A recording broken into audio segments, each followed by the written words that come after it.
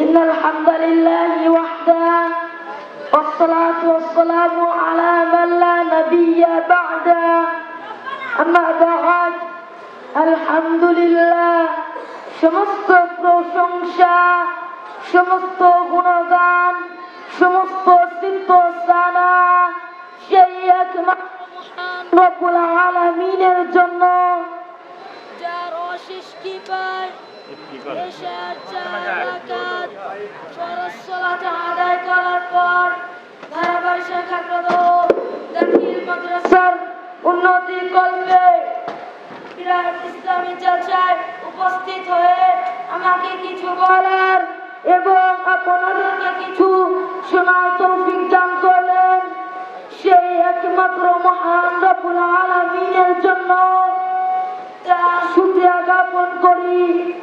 আমরা সবাই আলহামদুলিল্লাহ। অতঃপর দরুদ ও সালাম বর্ষিত হোক বিশ্ব মানবতার মুক্তির দূত সাইয়্যিদুল মুরসালিন খাতামুন নবিয়্যিন জনাব মুহাম্মদ রাসূলুল্লাহ সাল্লাল্লাহু আলাইহি ওয়াসাল্লামের প্রতি লাখ ও কোটি দরুদ সালাম পাঠ করি। আমরা সবাই বলি আল্লাহুম্মা সাল্লি আলাইহি আল্লাহুম্মা বারিক আলাইহি। আজ আমার বক্তব্য বিষয় সালাত। আমি সালাত নিয়ে সংক্ষিপ্ত কিছু তথ্যবহুল বক্তব্য পেশ করব ইনশাআল্লাহ। ওয়া মা তাওফীকি ইল্লা বিল্লাহ আলাইহি তাওয়াক্কালতু ওয়া ইলাইহি উনীব। আমরা জানি নামাজ একটি ফারসি শব্দ, ইংরেজি প্রেয়ার আর আরবি হলো সালাত। আর সালাতের আবিধানিক অর্থ দোয়া, প্রার্থনা, সান্নিধ্য দোয়া, অবনত করা, সম্পর্ক ইত্যাদি। যেহেতু সালাতে দোয়া ও প্রার্থনা রয়েছে, সালাতের মাধ্যমে আল্লাহ সুবহানাহু ওয়া তাআলার সাথে সম্পর্ক সৃষ্টি হয় ও তার সান্নিধ্য পাওয়া যায়। মিরাজের রাতে উম্মতে মুহাম্মাদের উপর 5 ওয়াক্ত সালাত ফরজ করা হয়। বছর বয়স থেকে অভ্যাস করাতে হয়, যা 7 বছর বয়স থেকে অভ্যাস করাতে হয়। All matters of Islam have been made easy. ইসলামের সকল বিষয় সহজ করা হয়েছে। একজন অসুস্থ মানুষ রোজা কাজা করতে পারেন, বাট কিন্তু সালাতের ক্ষেত্রে সেই বিধান নেই। একজন মুমিন যেভাবে পারেন সালাত আদায় করতেই হবে। দাঁড়িয়ে না পারলে বসে, বসে না পারলে শুয়ে, ইশারায় হলো সালাত আদায় করতেই হবে। সালাত হচ্ছে আল্লাহ সুবহানাহু ওয়া তাআলাকে ডাকার সবচেয়ে বড় মাধ্যম।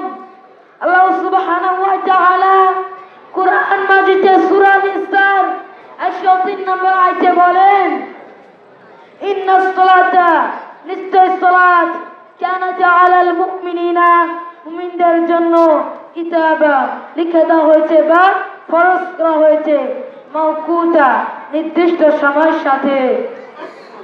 The specific time is obligatory from the believer.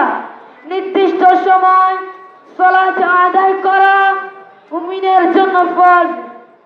রাসূল সাল্লাল্লাহু আলাইহি ওয়াসাল্লাম বলেন, মান তারাকা সালাতা, যে সালাত ত্যাগ করলো মুতাআম্মিদান, ইচ্ছাকৃতভাবে, ফাকাদ কাফারা জিহারা, অবশ্যই সে কুফরি করলো। যে ব্যক্তি ইচ্ছাকৃতভাবে সালাত ছেড়ে দিল সে কুফরি করলো। ইবনে হিব্বান। হযরত জাবির রাদিয়াল্লাহু তাআলা আনহু থেকে বর্ণিত, তিনি বলেন রাসূল সাল্লাল্লাহু আলাইহি ওয়াসাল্লাম বলেছেন, বাইনাল আবদি ওয়া বাইনাল কুফরি তারাকাস সালাত। ঈমানদার ও কাফেরের মাঝে পার্থক্য হলো সালাত। ঈমানদার ও কাফেরের মাঝে পার্থক্য হলো সালাত। The difference between the believer and the disbeliever is salat. ঈমানদার ও কাফেরের মাঝে পার্থক্য হলো সালাত।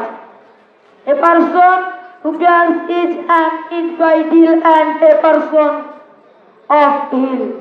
সালাত তরফকারী ব্যক্তি কাফের ও জাহান্নামী।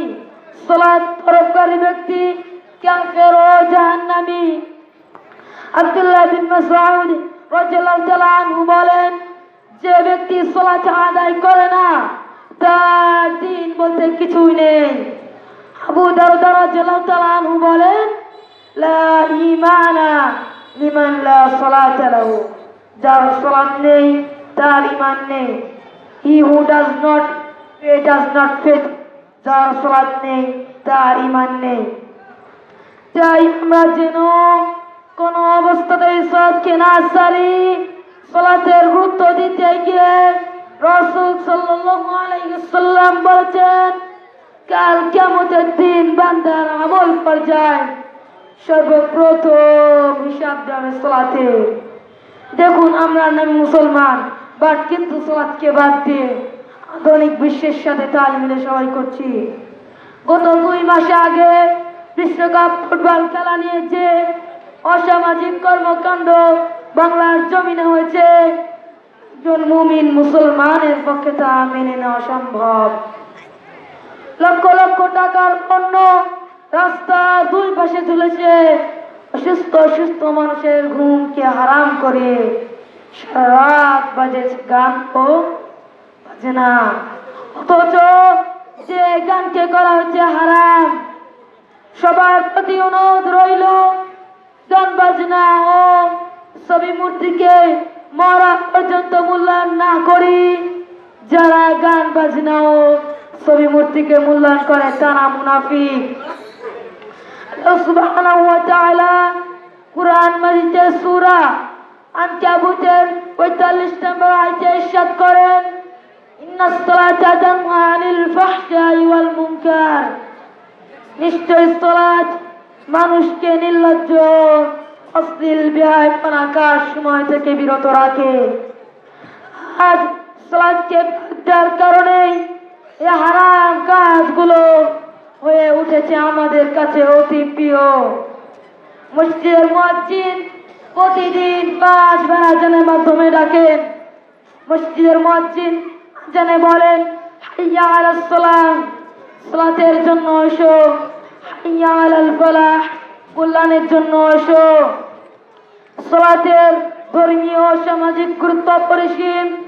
সালাতের গুরুত্ব বুঝাতে গিয়ে অন্ধকার থেকে আলোর পথের দিশারি মানবতার মুক্তির দূত সাইয়্যিদুল মুরসালিন খাতামুন নবিয়্যিন জনাবে মুহাম্মদ রাসূলুল্লাহ সাল্লাল্লাহু আলাইহি ওয়াসাল্লামের দুনিয়ার জিন্দেগির শেষ মুহূর্তে ওসিয়ত ছিল আসসালাত আসসালাত মা উম্মতের সালাত। সালাত হচ্ছে দ্বীনের খুঁটি, তাই সালাত থেকে উদাসীন হওয়ার কোনো সুযোগ নেই। আসমানের নিচে ও জমিনের উপরে শিরকের পরে সবচেয়ে বড় গুনাহ সালাত ছেড়ে দেওয়ার গুনাহ। আল্লাহ সুবহানাহু ওয়া তাআলা কুরআন মাজিদে সূরা মাউনের 4, 5 ও 6 নম্বর আয়াতে বলেন, ফাওয়াইলুল লিল মুসাল্লিন আল্লাযীনা হুম আন সালাতিহিম সাহুন আল্লাযীনা হুম ইরাউন। অতঃপর দুর্ভোগ ওই সব মুসল্লির জন্য যারা তাদের সালাত থেকে উদাসীন, যারা তা লোকদেরকে দেখায়। আসলে সালাত করতে হবে একাগ্রচিত্রে ও আল্লাহ সুবহানাহু ওয়া তাআলার প্রতি বীর ভালোবাসা নিয়ে। অবশ্যই সফল কাম হয়েছে ওরা যারা নিজেদের সালাতে বিনয় ও নম্র। যে ব্যক্তি বিনয় ও নম্রভাবে সালাত আদায় করলো এবং সালাতের হেফাজত করলো, সালাত তার জন্য কিয়ামতের দিন নূর দলিল ও নাজাতের কারণ হয়ে গেল। নবী মুহাম্মদ রাসূলুল্লাহ সাল্লাল্লাহু আলাইহি ওয়াসাল্লাম বলেন, সবচেয়ে বেশি নেকিবান ওই ব্যক্তি who come for that to the masjid, যে সবচেয়ে দূর থেকে মসজিদে আসে, এবং সবচেয়ে বেশি পুরস্কৃত হন ওই ব্যক্তি যিনি আগে এসে অপেক্ষায় থাকেন অতঃপর ইমামের সঙ্গে সালাত আদায় করেন। তিনি আরো বলেন, প্রথম কাতার হলো ফেরেশতাদের কাতারের ন্যায়। যদি তোমরা জানতে প্রথম কাতারে ফজিলত কত বেশি, তাহলে তোমরা এখানে আসার জন্য অতি ব্যস্ত হয়ে ওঠে। মুহাম্মদ রাসূলুল্লাহ সাল্লাল্লাহু আলাইহি ওয়াসাল্লাম ইরশাদ করেন, আল্লাহর নিকটে অতি প্রিয়তর স্থান হলো মসজিদ এবং নিকৃষ্টতর স্থান হলো বাজার। নবী মুহাম্মদ রাসূলুল্লাহ সাল্লাল্লাহু আলাইহি ওয়াসাল্লাম আরো বলেন, ঘরে অথবা বাজারে একাকী সালাতের চেয়ে মসজিদে জামাতে সালাত আদায় করা 25 বা 27 গুণ সওয়াব বেশি। শরীর সুবহানাল্লাহ। এই বলে আমার সংক্ষিপ্ত বক্তব্য এইখানে শেষ করছি। আল্লাহ সুবহানাহু ওয়া তাআলা আমাদের সবাইকে 5 ওয়াক্ত সালাত জামাতে আদায় করার তৌফিক দান করুন। আমরা সবাই বলি আল্লাহুম্মা আমিন। এই বলে আমার সংক্ষিপ্ত বক্তব্য এখানে শেষ করছি। ওয়া আখির দাওয়ানা আলহামদুলিল্লাহি রাব্বিল আলামিন। আসসালামু আলাইকুম ওয়া রাহমাতুল্লাহ।